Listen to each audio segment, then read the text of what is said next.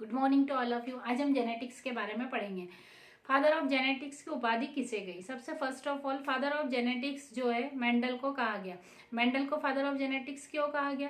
क्योंकि मेंडल ही ऐसे साइंटिस्ट थे जिन्होंने सबसे पहले जेनेटिक्स के बारे में बताया, और मेंडल ने 3 लॉ दिए जिन्हें लॉ ऑफ मेंडलिज्म या मेंडलिज्म के नाम से जाना जाता है। मेंडल का जन्म कहाँ हुआ था? तो मेंडल का जन्म 1822 में 22 जुलाई 1822 में ऑस्ट्रिया के मोराविया गांव में हुआ था। उसके बाद इन्होंने अपनी स्टडी करी और ये कृषक परिवार से थे। ये एक पादरी थे, जो एक चर्च था वहाँ पर एक पादरी के पद पर थे। वहाँ पर चर्च पर बहुत सारा खुला स्पेस था, तो वहाँ पर इन्होंने क्या करा, मटर के पौधे के ऊपर बहुत सारे एक्सपेरिमेंट करे। पी प्लांट जिसे कहा जाता है, मटर के पौधे पर बहुत सारे एक्सपेरिमेंट करे, इसलिए इन्हें बहुत सारे रिजल्ट मिले और उसके आधार पर इन्होंने मेंडल्स के लॉ दिए, अपने लॉ दिए। फर्स्ट, सेकंड, थर्ड ऐसे 3 लॉ दिए, और जो है लॉ देने के कारण ही ये बहुत फेमस भी हो गए और इन्हें फादर की डिग्री दी गई। लेकिन इनके जीते जी इन्होंने जो एक्सपेरिमेंट दिए थे उस पर किसी ने ध्यान नहीं दिया, लेकिन इनके मरने के बाद 3 साइंटिस्ट ने वही सारी चीजें रिपीट करी जो ऑलरेडी मेंडल पहले दे चुके थे, इसलिए उन्हें फादर ऑफ जेनेटिक्स की उपाधि दी गई।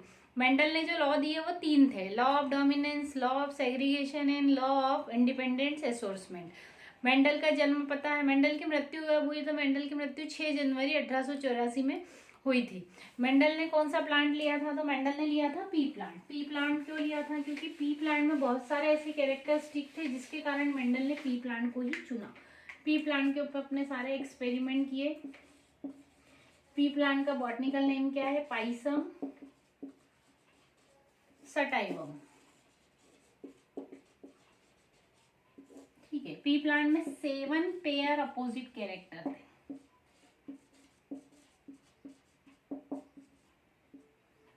पी प्लांट जो था 1 ईयरली था, मतलब इसका रिजल्ट इजीली मिल जाता था।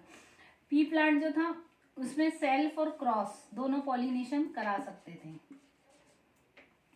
पी प्लांट पे जो एलील थे वो अलग अलग थे, मतलब एलील के लिए जो जीन थे वो अलग अलग जीन पर अलग अलग कैरेक्टर थे, इसलिए इन्होंने पी प्लांट लिया।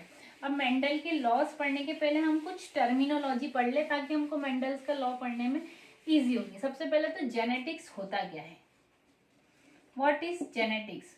जेनेटिक्स है साइंस की एक ब्रांच जिसमें हम स्टडी किसकी करते हैं? स्टडी ऑफ हेरिडिटी, जिसके अंतर्गत हम हेरिडिटी की स्टडी करते हैं। अब हेरिडिटी क्या है? हेरिडिटी ऐसे कैरेक्टरिस्टिक्स है जो पेरेंट्स से नेक्स्ट जनरेशन में ट्रांसमिट होते हैं। जैसे कैरेक्टर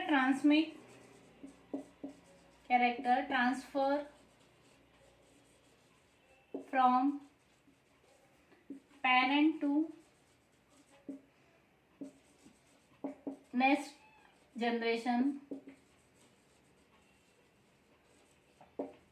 ठीक है।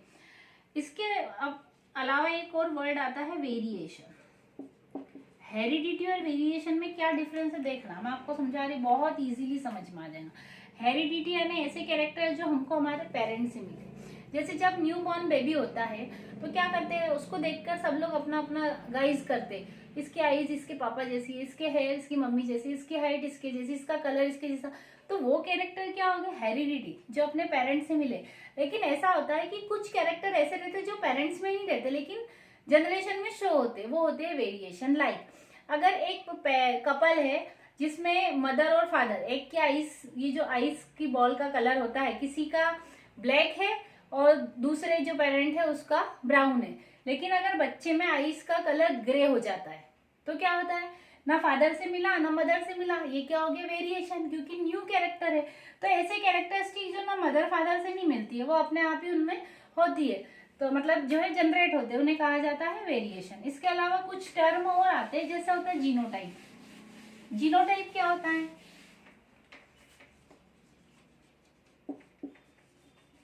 किसी भी ऑर्गेनिज्म का इंटरनल या जेनेटिकली ऑब्जर्वेशन, उसे क्या कहेंगे? जीनोटाइप। और फिनोटाइप, फिनोटाइप क्या होता है? External observation.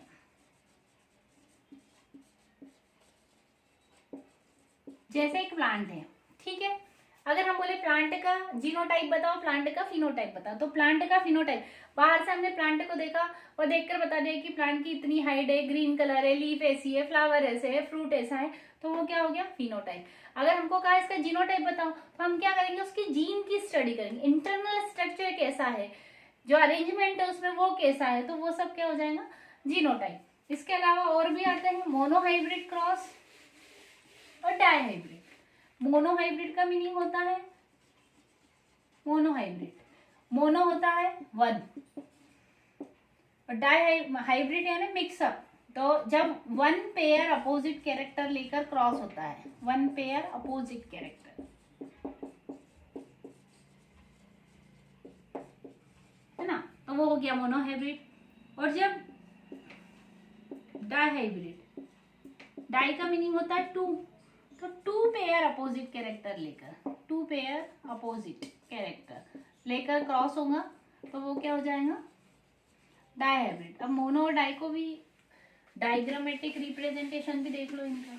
जैसे कि एक पौधा है, वो लंबा है, टॉल है, ये ले लिया, ठीक, इसका क्रॉस कराना है डार्फ से, जो छोटा है, ये ले लिया, तो ये जो भी रिजल्ट आएगा, ये क्रॉस कौन सा होगा, ये हो जाएगा मोनोहाइब्रिड क्रॉस, ठीक है। क्यों, क्योंकि एक ही कैरेक्टर ले रहे भाई, एक ही कैरेक्टर है, ये इसका अपोजिट कैरेक्टर है। अब डायहाइब्रिड, डायहाइब्रिड में क्या करेंगे, दो कैरेक्टर लेंगे, जैसे एक तो टॉलनेस हो गया, एक राउंड शेप ले लिया कि सीट का कलर जो है राउंड शेप है, ये इसी का रेसेसिव, इनके बीच जब क्रॉस करेंगे तो ये क्या हो गया, डायहाइब्रिड क्रॉस। तो मेंडल्स की जो लॉ है वो मोनोहाइब्रिड और डायहाइब्रिड दोनों क्रॉस के ऊपर डिपेंड है। तो हम सबसे पहले देखेंगे मेंडल का फर्स्ट लॉ। मेंडल के फर्स्ट लॉ को बोलते हैं या तो फर्स्ट लॉ बोलते या लॉ ऑफ डोमिनेंस बोलते हैं।